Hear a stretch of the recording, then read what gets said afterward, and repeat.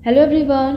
So welcome back to this channel. और आज करने वाले हैं कमेटी और कमीशंस। जो भी इम्पोर्टेंट कमिटीज़ हैं और जो भी इम्पोर्टेंट कमीशंस हैं उसको हम देखेंगे।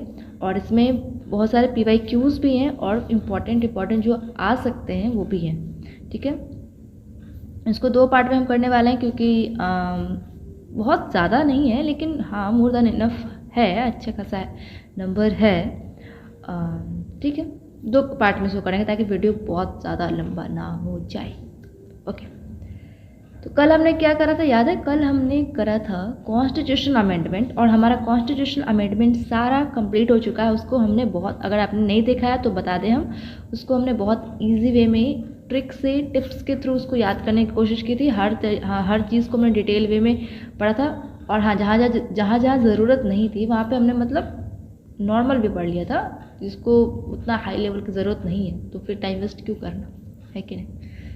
चलो, कमेटी एंड कमीशंस में सबसे पहले कोठारी कमीशंस।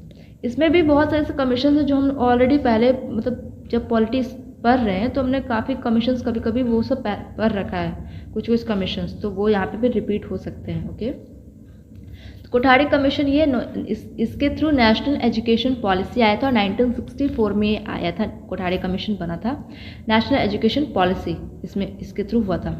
तो इसमें ये समझ लो कि जो यहाँ इसमें समझना क्या है, इसमें अभी जो क्या चल रहा था, अभी चल रहा था ना टेंथ तक तुम्हें सारे सब्जेक्ट्स पढ़ने हैं, फिर 12th में तो अपना कोई स्ट्रीम चुनोगे, फिर ग्रेजुएशन होगा 3 साल का, फिर उस स्ट्रीम में तो महारत हासिल करोगे।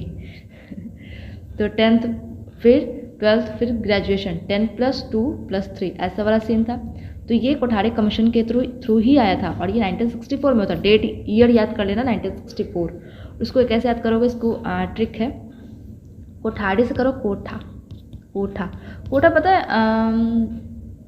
नॉर्थ इंडियन वाले को पता होगा, यूपी बिहार वाले को कोठा मतलब होता है छत को कोठा बोलते हैं। तो ऐसे करो, कोठा के नीचे सब बच्चे पढ़ रहे हैं, यहाँ पे एजुकेशन से रिलेटेड है ना, तो कोठा के नीचे सब पढ़ रहे हैं, कोठा के नीचे बैठे हुए पढ़ रहे हैं, धूप वूप ना लगे इसलिए। कोठा मतलब छत को बोलते हैं कोठा। ठीक, मंडल कमीशन ये आया था फॉर बैकवर्ड क्लासेस के लिए, ये आया था 1979 में। इसका भी ईयर याद करना इंपॉर्टेंट है। ये आया था बैकवर्ड क्लासेस के लिए, ओबीसी के लिए आया था ये। और इसमें क्या कहा गया था कि ओबीसी को 27% रिजर्वेशन देने के लिए कहा गया था। रिकमेंडेशन हुआ था कि 27% रिजर्वेशन दिया जाएगा ओबीसी को, मंडल कमीशन के थ्रू। ठीक है, 1979 में हुआ था। और देखो, ये सब जो नाम पड़ता है, कोठारी कमीशन, मंडल कमीशन, ये जो इस कमीशन के जो हेड होते हैं उनके नाम पे पड़ता है नाम। ठीक है, समझ गया? इसको याद करने के लिए, इसमें मंडल कमीशन सबको पता होगा कि ओबीसी से रिलेटेड है। मंडल कमीशन बहुत बार क्वेश्चन में भी आया है, ये सबको पता होगा, इसके लिए ट्रिक की ज़रूरत नहीं है। शाह कमीशन आया था to inquire all the excess committed during the Indian emergency 1977। ये 1977 में कमीशन बना था। देखो, हमारा इमरजेंसी कब लगा था? इंदिरा गांधी जी के टाइम पे लगा था ना इमरजेंसी। कब से कब तक लगा था? 1975 से लेके 1977 तक इमरजेंसी लगा था इंडिया में। तो उसके बाद इमरजेंसी जब खत्म हुआ 1977 में, तो शाह कमीशन को बनाया गया ये देखने के लिए कि इमरजेंसी के दौरान क्या क्या चीज़ें हुई थी, मतलब हर चीज़ को खोज पड़ताल करने के लिए कह सकते हो कि क्या क्या चीज़ें इमरजेंसी के तुरंत करवाई गई, क्या अच्छा हुआ, क्या ख़राब हुआ, जो भी चीज़ें इमरजेंसी के ड्यूरिंग द इमरजेंसी हुई, उस चीज़ को इंक्वायर करने के लिए, उस चीज़ को जांच करने के लिए शाह कमीशन बैठाया गया था कि सही हुआ कि नहीं हुआ, या फिर लोगों का कैसा जीना हुआ इस दौरान, कैसे लोग इसमें रहे, वो सब चीज़ें। ठीक है, वो सब चीज़ों को इंक्वायर किया गया, खोजा गया, ये सब पता लगाया गया शाह कमीशन के थ्रू, इमरजेंसी में क्या क्या चीज़ें हुई थी। समझ में आ गया? 1977 में इमरजेंसी ख़त्म हुई तभी तो आएगा ये शाह कमीशन, है ना। इससे याद हो जाएगा, इमरजेंसी से ये डेट याद हो जाएगा। शाह कमीशन कैसे याद करोगे? शाह कमीशन भी डायरेक्ट याद करोगे, शाह से याद करो सब। शाह से कुछ वर्ड नहीं आ रहा है, चलो। ठक्कर कमीशन ये आया था इंदिरा गांधी असैसिनेशन। इंदिरा गांधी जी का जो असैसिनेशन हुआ था, तो उस चीज़ को जांच करने के लिए कमीशन को लाया गया था, ठक्कर कमीशन को, कि इंदिरा गांधी जी का असैसिनेशन कैसे हुआ, क्यों हुआ, ये सब चीज़ को जांच करने के लिए आया था ठक्कर कमीशन। 1984 में आया था। ठीक है, इसको ऐसे याद कर सकते हो, ठक्कर से लिखो, ठक्कर से करो ठोकर, ठोकर, ठक्कर से ऐसे मतलब ऐसे गन लाया, ऐसे ठोक दिया, इंदिरा गांधी जी को ऐसे ठोक दिया, तो ठोक दिया ऐसे, ठोकर से ठक्कर, ठोक दिया, ठोकर, ठक्कर। ठीक है, खोसला कमीशन ये आया था सुभाष चंद्र बोस सुभाष चंद्र बोस जी का जो डेथ हुआ था, उनके लिए खोज पड़ताल करने के लिए। जैसे इंदिरा गांधी का असैसिनेशन हुआ तो वो उसके लिए खोज पड़ताल हुआ कि क्यों हुआ, कैसे हुआ। तो सेम सुभाष चंद्र बोस जी के लिए आया कि कैसे इनकी डेथ हुई, कब हुई, क्यों हुई, ये सब चीज़ को खोजने के लिए ये कमीशन लाया गया था, खोसला कमीशन। तो खोसला से बना खोजला,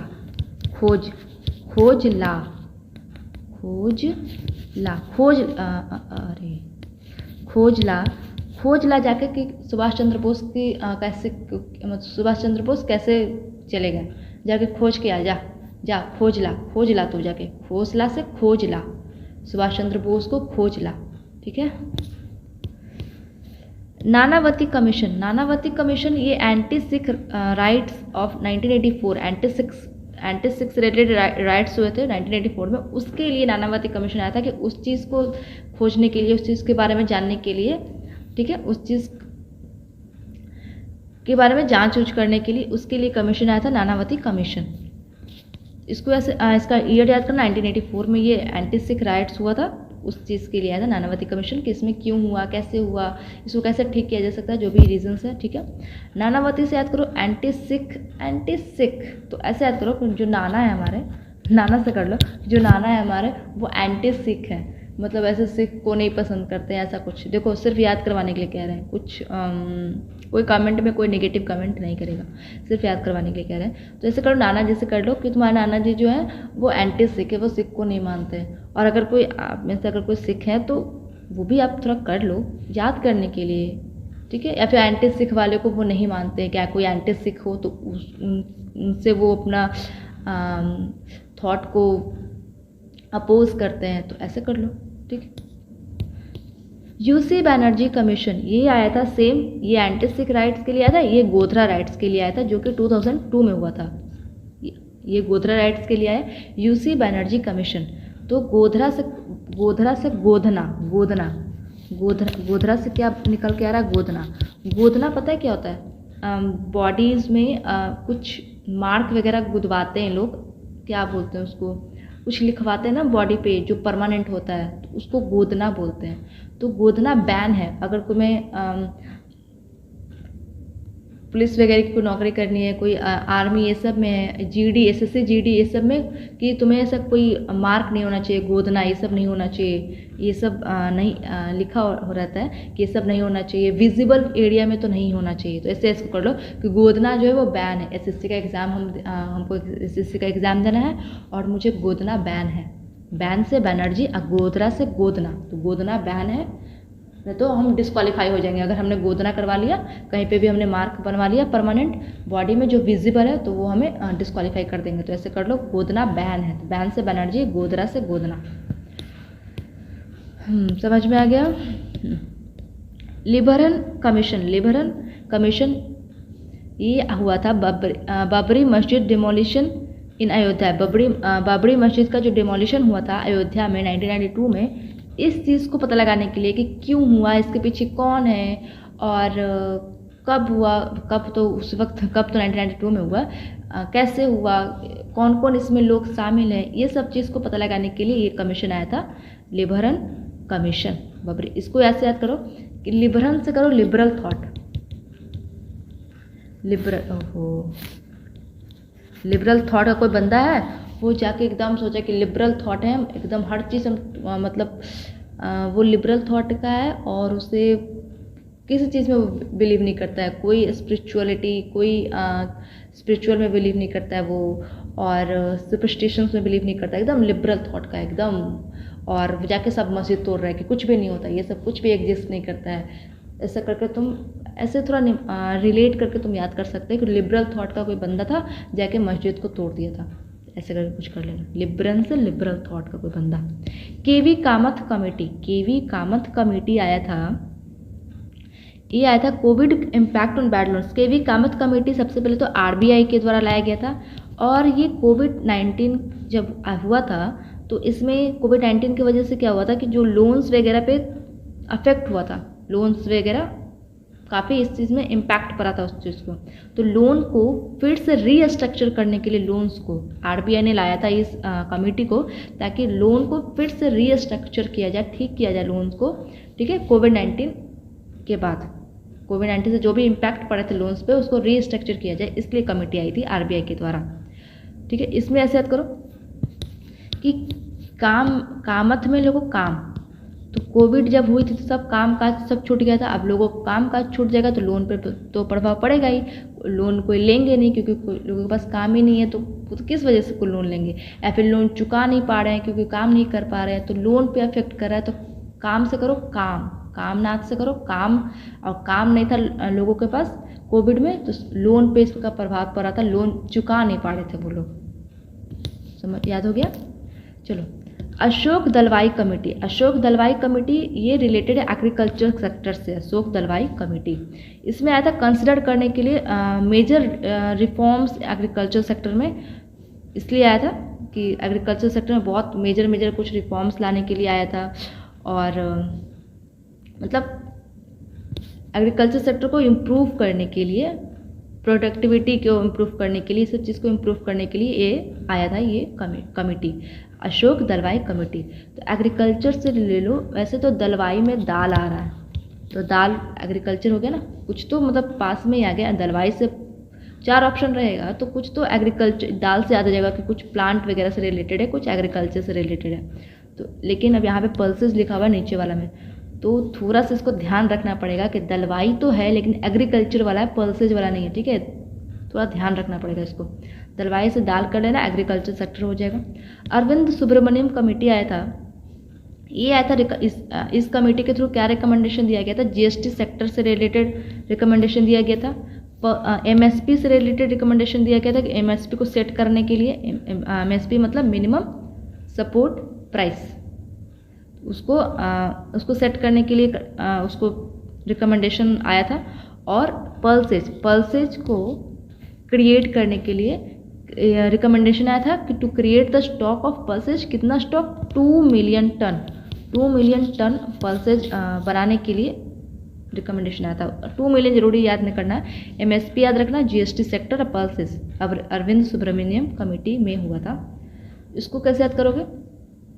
अब अरविंद सुब्रमण्यम तो सबको याद होगा, ये एग्रीकल्चर से रिलेटेड है, तो एग्रीकल्चर में फिर याद रखना एग्रीकल्चर। अब अरविंद सुब्रमण्यम पल्सेज में है, एग्रीकल्चर में है लेकिन पल्सेज से फिर एमएसपी और जीएसटी सेक्टर दोनों को कर लेना, ये दोनों को ध्यान रखना। दलवाई में पल्सेज मत डाल देना, ठीक है। बार मैं कह रही हूँ, दलवाई से दाल लेके एग्रीकल्चर पे जाना। एमएस स्वामीनाथन कमेटी सबको पता होगा, एमएस स्वामीनाथन कमेटी कि नेशनल कमीशन फॉर फार्मर्स के लिए, इसको नेशनल कमीशन फॉर फार्मर्स भी बोलते हैं, और ये आया था इम्प्रूव करने के लिए सस्टेनेबिलिटी और प्रॉफिटेबिलिटी और प्रोडक्टिविटी फार्मर्स का, इंडिया में जो फार्मर्स है उसका प्रॉफिट बढ़ाने के लिए और प्रोडक्टिविटी बढ़ाने के लिए ये कमेटी बनाया गया था, ठीक है। और एमएस स्वामीनाथन कमेटी कब बना था, 2004 में। शांता कुमार बस थोड़ा सा और, Shanta Kumar committee related to FCI, food corporation of India, food corporation of India से रिलेटेड ये कमेटी आई थी, शांता कुमार कमेटी। इसमें रिकमेंड किया गया था फूड कॉर्पोरेशन ऑफ इंडिया का जो भी उसको अच्छे से उसको इम्प्रूव करो, फूड कॉर्पोरेशन ऑफ इंडिया को इम्प्रूव करो, और उनसे रिलेटेड जो भी काम है कि उसको इम्प्रूव करो, फूड की जो सिक्योरिटी है उसको अच्छे से करो, फूड जो भी स्टॉक है, फूड जो भी स्टॉक रखा जाता है उस स्टॉक को ठीक से रखो, और हेल्थ हाइजीनिक जो भी everything food corporation of India से रिलेटेड हर चीज़ इस कमेटी के थ्रू रिकमेंड की गई थी, कैसे उसको इम्प्रूव करना है, कैसे जो प्रोडक्टिविटी है उसको इम्प्रूव करना है, जैसे स्टॉक्स जो ग्रेन रखाते हैं, स्टॉक्स रखे जाते हैं उसको ठीक से रखने का है, ये सब चीज़ें थी, ठीक है। ज़्यादा डिटेल में मत जाओ कि क्या था, क्या क्या था, बस रूट वर्ड याद करो। रूट वर्ड कि फूड कॉरपोरेशन ऑफ इंडिया से रिलेटेड ये शांता कुमार कमेटी आई थी। इसको ऐसा करो, फूड कॉरपोरेशन ऑफ इंडिया, तो फूड खाते समय सबको शांत रहना चाहिए ना, सबको शांत रहना चाहिए खाना खाते समय, तो फूड खाते समय सबको शांत रहना चाहिए, तो शांता, ठीक है। सिर्फ रूट वर्ड पकड़ो, क्योंकि अभी हम कोई यूपीएससी के एग्जाम के लिए नहीं कर रहे हैं, एसएससी के एग्जाम में एमसीक्यू आता है और एमसीक्यू से रूट वर्ड के थ्रू ही हम ऑप्शन तक पहुंच जाते हैं, ठीक है। नहीं तो अगर किसी को बहुत डिटेलिंग में करना है तो कोई बात नहीं, आप जाके गूगल पे सर्च करो शांता कुमार कमेटी, आपको एक लंबा सा आर्टिकल मिल जाएगा, उसको पढ़ लो। विवेक देबरॉय, स्पेलिंग तो गलत हो गया, ROY, Vivek Debroy committee related to Indian railway system, Indian railway system से रिलेटेड ये कमेटी आई थी, Vivek Debroy committee. Indian railway system को कैसे और ट्रांसपेरेंट बनाना है, फाइनेंशियली ट्रांसपेरेंट बनाना है, अकाउंटेबिलिटी बनाना है उसको, इस चीज़ से रिलेटेड ये आई थी विवेक देबरॉय कमेटी। इसको बस इतना याद रखना है कि इंडियन रेलवे सिस्टम से रिलेटेड कोई कमेटी आई थी तो वो विवेक देबरॉय कमेटी थी, ठीक है। और ये आया कब था, 2014 में। ये हम इकोनॉमिक्स में ही पढ़ेंगे, ये जो कमेटी है ना, इसको इकोनॉमिक्स में ही पढ़ेंगे। Rajendra Sachar committee to study the condition of Muslim in India. Rajendra Sachar committee आया था स्टडी करने के लिए जो भी कंडीशन है मुस्लिम का इंडिया में, उनका सोशल कंडीशन कैसा है, उनका इकोनॉमिकल कंडीशन कैसा है, उनका एजुकेशनल कंडीशन कैसा है मुस्लिम्स का इंडिया में, उस चीज़ को स्टडी करने के लिए राजेंद्र सचार कमेटी आया था। इसको कैसे याद करोगे कि मुस्लिम से कर लो सचार से ले लो अचार, तो तुम जा रहे हो जम्मू कश्मीर, ठीक है, जम्मू कश्मीर जा रहे हो तो वो वहाँ पे मुस्लिम वाला एरिया है, ज़्यादा वहाँ पे मुस्लिम मेजॉरिटी है, तो ऐसे कर लो जम्मू कश्मीर जा रहे हो तुम अचार लेके जा रहे हो, या फिर मुस्लिम लोग बहुत अचार खाते हैं, तो ऐसे कर लो। देखो नीचे कुछ भी कोई भी नेगेटिव कमेंट नहीं करेगा, सिर्फ याद करवाने के लिए कह रहे हैं। मैं बार बार मैं ये लाइन दोहराती हूँ, ठीक है, क्योंकि होते हैं कुछ लोग जो ऐसे कह देते हैं, इसलिए तो ऐसे करो कि मुस्लिम लोग अचार बहुत खाते हैं, तो अचार से सचार से अचार कर लो। विवेक देबरॉय में कैसे कर सकते हो, देबरॉय विवेक से कुछ क्या निकाल सकते हैं, विवेक ट्रेन का नाम ही तुम रख दो विवेक ट्रेन, तो ऐसे कर लोगे, ठीक है। एमएन वेंकटा चलिहा कमीशन ये आया था 2000 में आया था। अच्छा एक मिनट, राजेंद्र सचार कमेटी 2005 में आया था, इंपॉर्टेंट नहीं है, अगर लिखना ईयर तो लिख सकते हो। और विवेक देबरॉय तो 2014 बता ही दिया हमने। एम वेंकटाचलिया कमीशन 2000 में आया था to review the working of constitution कैसे काम कर रहा है, कॉन्स्टिट्यूशन से रिलेटेड कॉन्स्टिट्यूशन काम कैसे कर रहा है, इसमें क्या क्या चेंजेस करने, जैसे मॉडर्न बनते जा रहे हैं तो कुछ कॉन्स्टिट्यूशन में चेंजेस करना होगा, तो उसको रिकमेंड किया गया। और अमेंडमेंट्स ये सबसे से रिलेटेड, कॉन्स्टिट्यूशन से रिलेटेड कि कैसे काम कर रहा है और कितना इफेक्टिवली कॉन्स्टिट्यूशन काम अब तक करता आ रहा है, ये सब चीज़ को रिव्यू करने के लिए एक ये कमीशन बना था, एम वेंकटाचलिया कमीशन। इसको ऐसे याद करो, वेंकट